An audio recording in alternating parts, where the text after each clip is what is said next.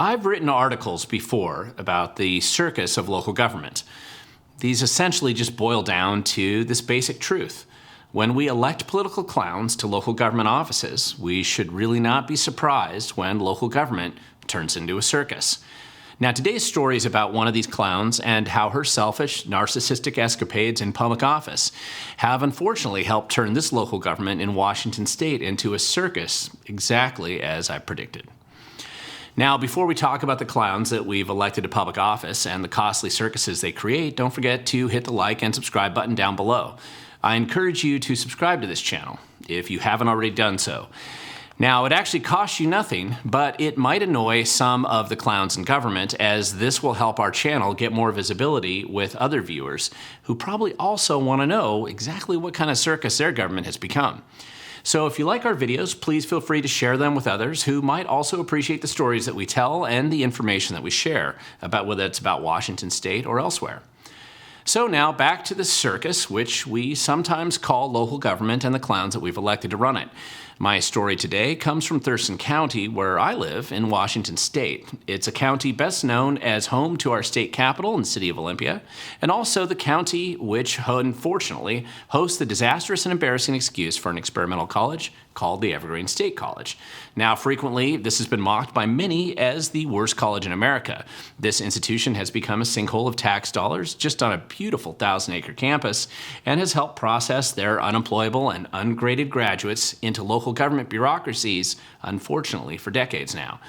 Now, Thurston County has a population of just over 300,000 people, and our local government isn't getting any wiser or better when it comes to actually managing our county's business. My story today will focus on recently elected Democrat Thurston County Commissioner Emily Klaus, featured here. But this clown is only part of the circus. Unless you think I'm only picking on Democrats here, the Republicans, I believe, are really partly to blame too, because they've been just so ineffective at running alternative, sane candidates for some of these local offices, which really just only ensures that we continue to elect total clowns like this Emily Klaus here to public office. Now, just a quick suggestion to local people who believe math is real and you don't want to steal every penny from the taxpayers, which probably means you can't be a Democrat in this state just by definition.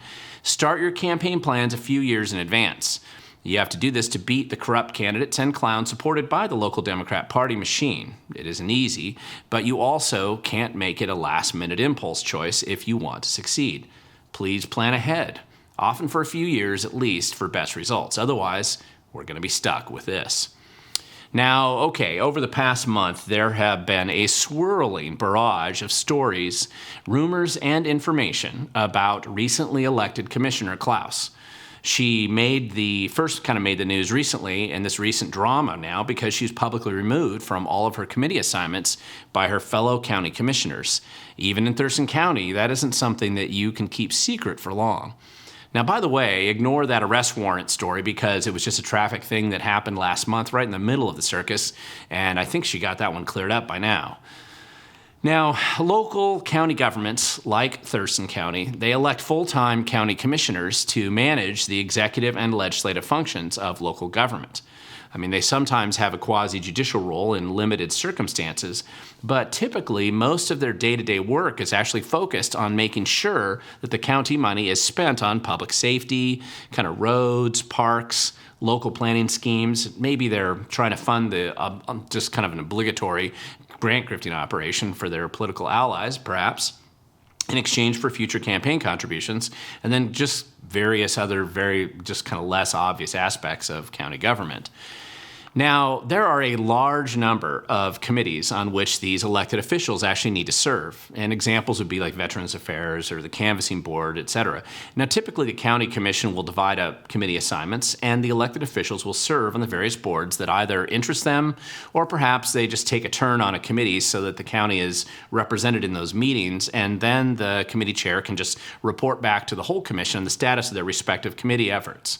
I mean, this is kind of classically part of the job description, and dividing up responsibilities among equal elected officials is pretty normal in most cases. Now listen, I know county government isn't usually that exciting. At least it probably shouldn't be. Most of the work is actually mundane and taken for granted, I think, by the general public. However, it is possible to really stand out and really screw up the job in a spectacular fashion if you try.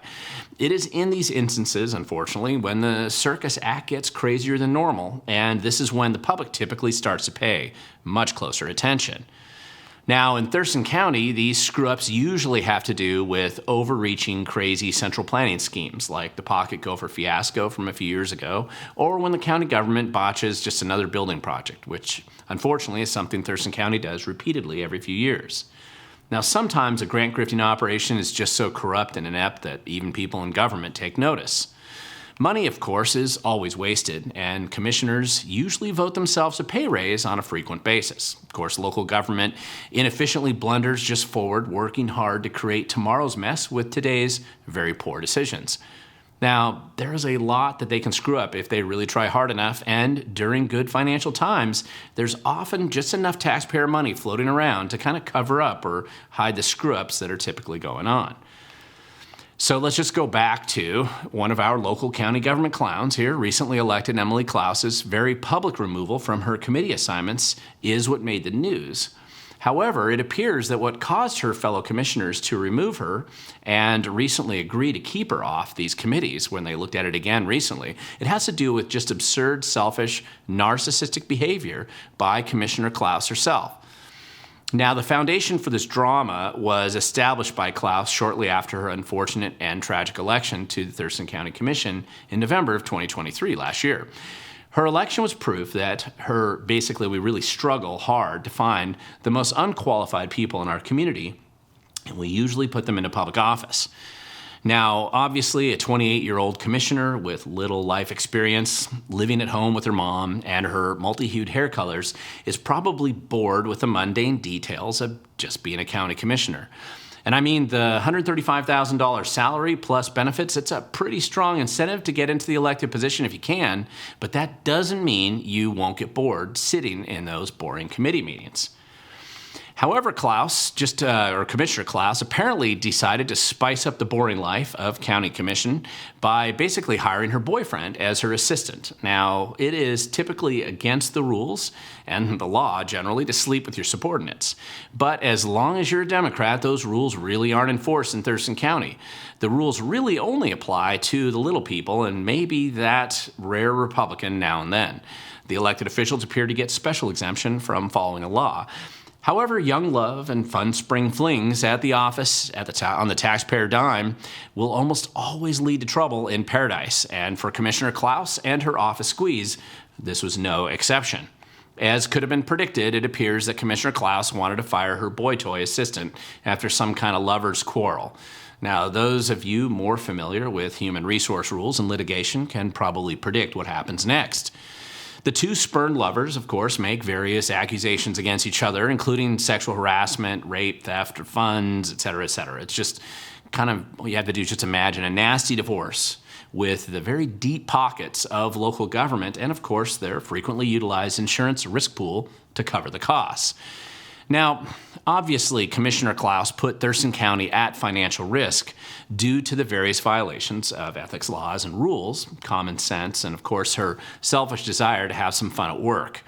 Now, good times while it lasted, I'm sure, but now the drama gets exposed and the other commissioners are obviously upset with the stupidity, selfishness, and immaturity of one of their 5 elected officials on the county commission. In an understandable effort to reduce their liability, they removed Commissioner Klaus from her committees and decided to keep the former fling on the payroll while they probably negotiate some type of payoff settlement. Of course, that's going to be at taxpayer expense. Now, the rumor is this guy is demanding at least $750,000, but that is probably just his opening gambit here. And the real negotiation with your tax dollars is ongoing behind the scenes, and most likely it will not be publicly revealed until the final payoff is complete. Rumor also has it that these two lovebirds might be working on a side deal to split the proceeds, but we'll probably never know if that is really happening. The circus is all about distractions, bright laughs, lights, and stupid drama, and this show apparently must continue. Now, while 3 of her fellow commissioners were obviously disgusted and obviously annoyed with Klaus's selfish clown behavior, not every county commissioner sees this selfish stupidity as a problem.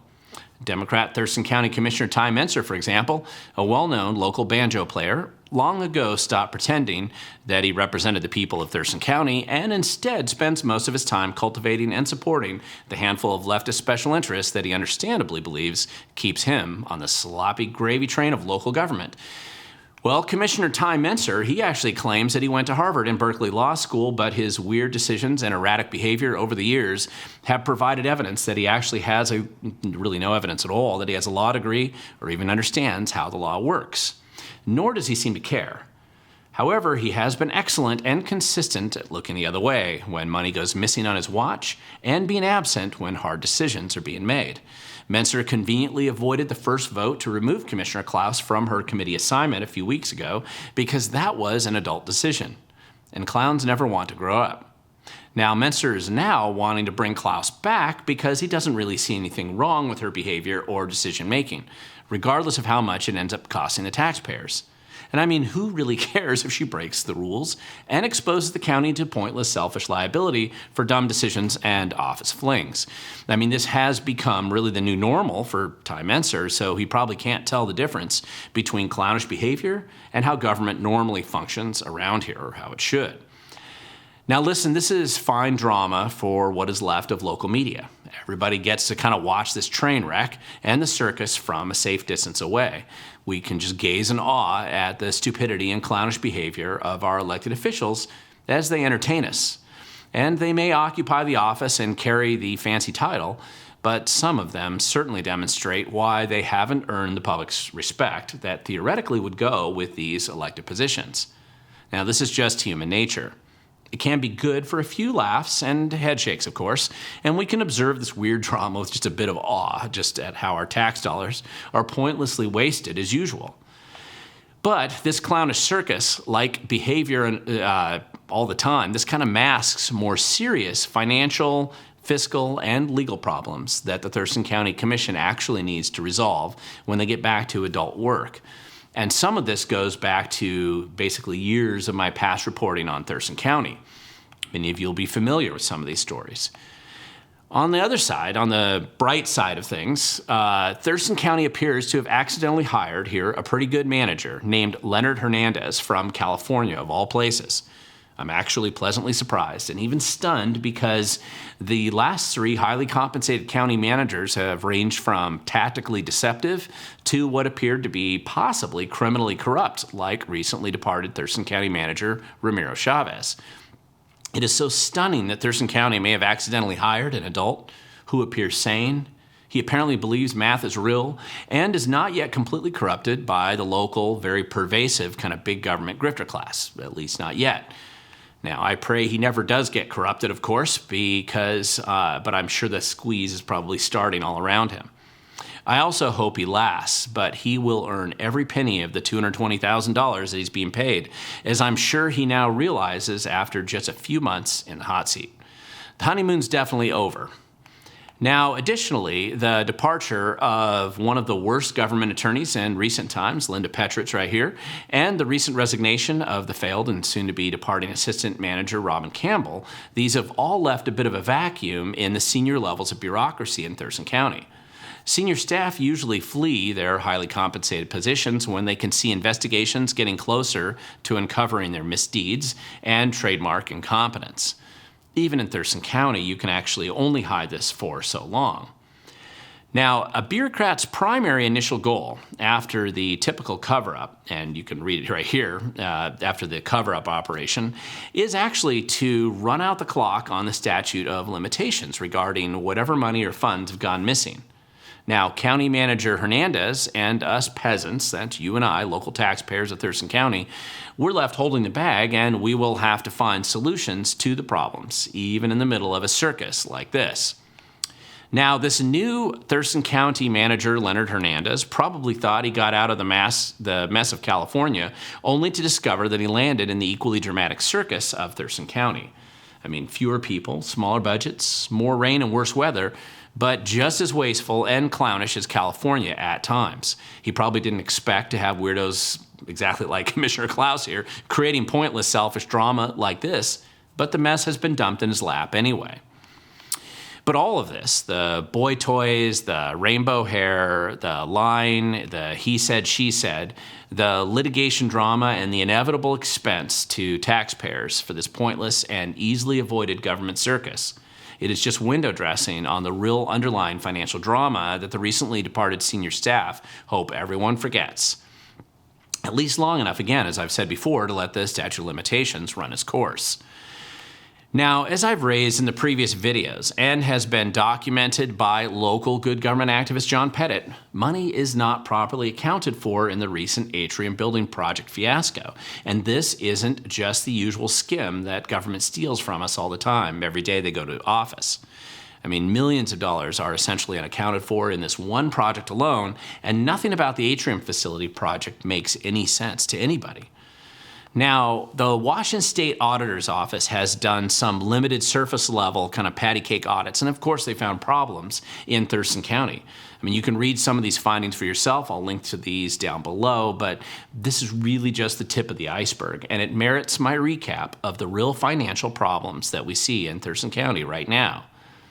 Now, first, the backstory. It kind of predates the unfortunate election of Clown Commissioner Klaus, and it really started back in 2019 when a company called DM Ventures Pacific LLC buys the atrium building here for $4.5 million.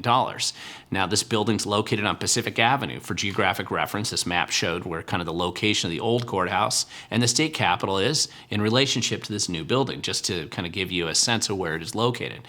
And it was a former retail store, and it had been office space for the state's Liquor Control Board, conveniently located, of course, near a homeless camp and a cemetery, which is perfect ambiance for county government operations. Now, keep in mind, at the time, the former Thurston County manager, Ramiro Chavez, had helped whip up the frenzy that Thurston County needed a new building immediately, right away, totally an emergency, to essentially expand their operations after they had failed to convince anyone that they needed a new Taj Mahal courthouse complex in downtown Olympia for some ridiculous astronomical expenditure. This was just a few years ago. Now, part of the government's staff-infected plan was to purposely refuse replacement and repairs of the old Thurston County courthouse. I talked about this at the time, just as a willful and malicious effort to just let it degrade and then fall apart. This is actually a common ploy, and it's kind of standard operating procedure when bureaucrats want new buildings, and Commissioner Ty Menser at the time enthusiastically played along with that game. Now, then COVID hit. And while everyone was caught up in their personal drama about masks and vaccine shutdowns, the collapse of public education, the missing $1 billion supposedly stolen by a Nigerian fraud ring from the Department of Unemployment Security, which of course is also located in Thurston County, and Governor Inslee's, of course, endless lockdown world, just amid all this other crazy drama and distraction, the plan to move much of Thurston County's operations now to this previously unremarkable atrium facility proceeded forward full speed. Many red flags were raised by the public at the time.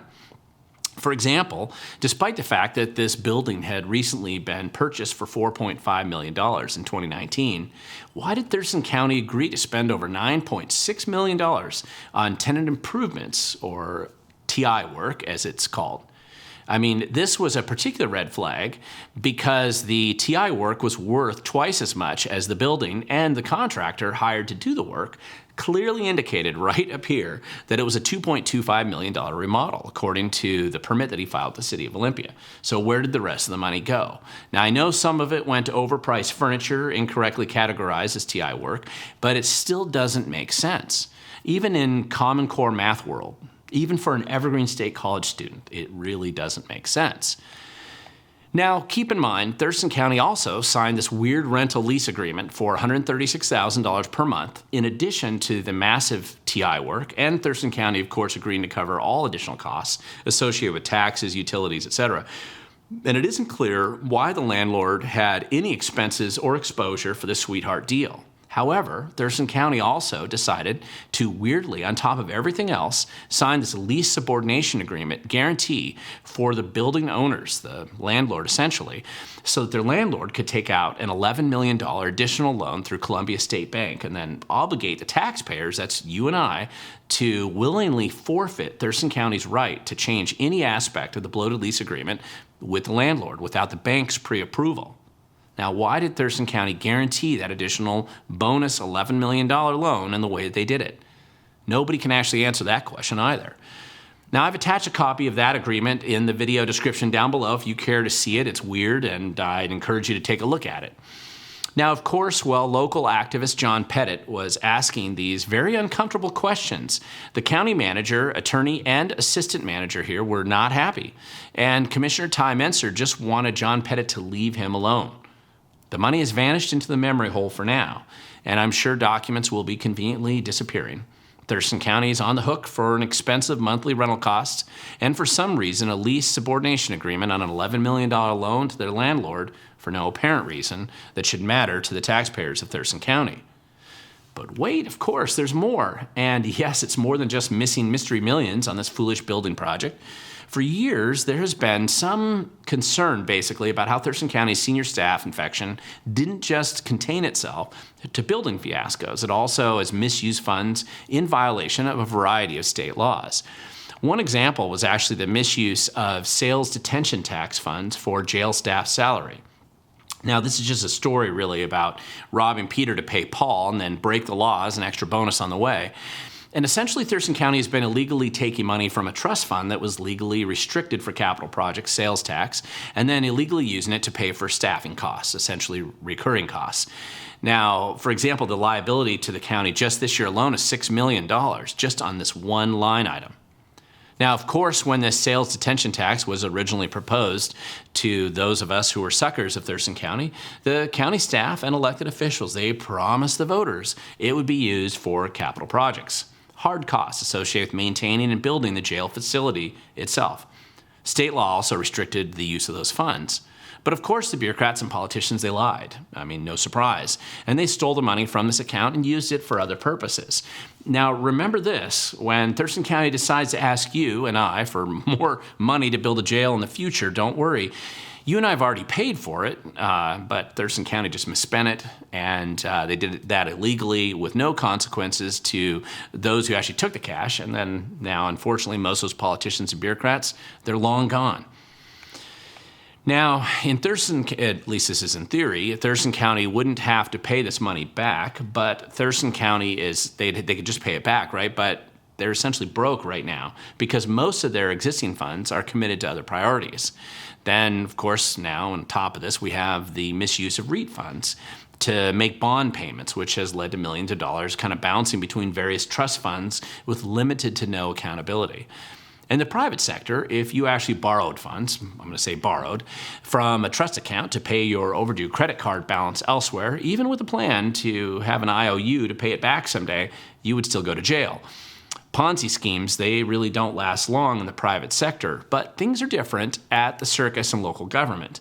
This might be breaking the law, but it isn't like our attorney general, the feds, or the local prosecutors going to enforce the law. I mean, why would they do that? Seriously, if they had to enforce the law in every local government that breaks the law, they wouldn't be able to do anything else. So the shell game continues, and it has essentially become like kind of a game of musical chairs or a Times Square 3-card Monte game. I first noticed the weird funds transfers in Thurston County over 14 years ago when I first started looking into the budget fiascos back then. Like a game of musical chairs, government staff can basically pretend that they're still in the game as long as the music just keeps playing. Even as the chairs disappear, you can still believe or pretend that you're in the game and all is well. The disappearing chairs, of course, represent the taxpayer funds that we've entrusted our local government to manage, and those funds are vanishing like sand in an hourglass.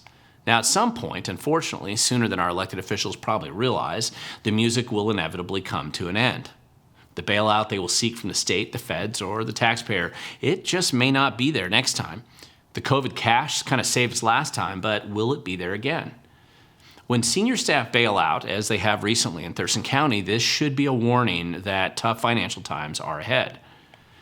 But the circus must continue, and the clowns that we've unfortunately elected to these offices are wholly incapable of solving the problems coming our way.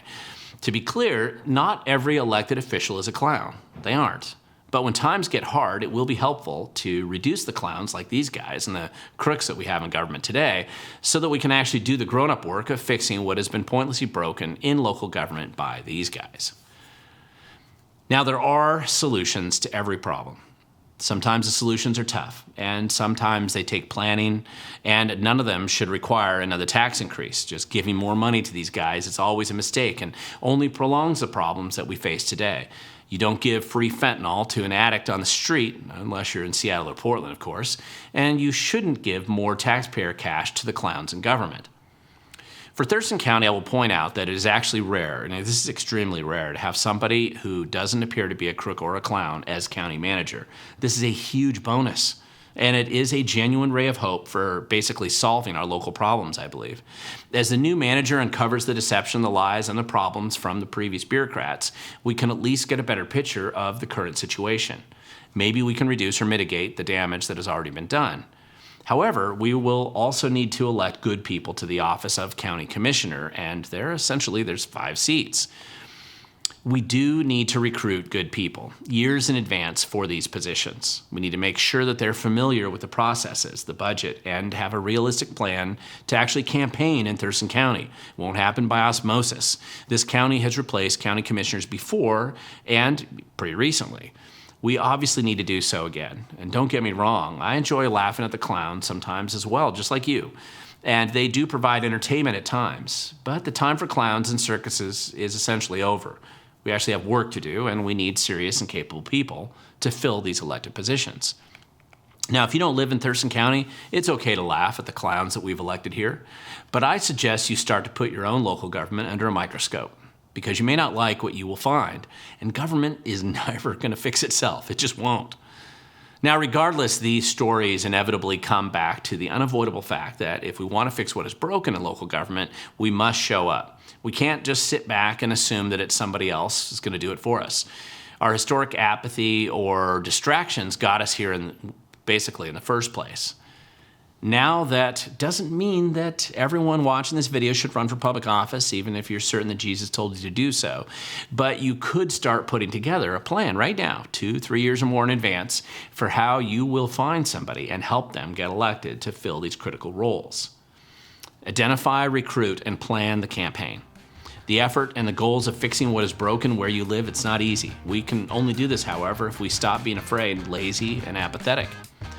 It isn't somebody else's job, it's actually yours and mine. Because in the end, the future belongs to those who show up.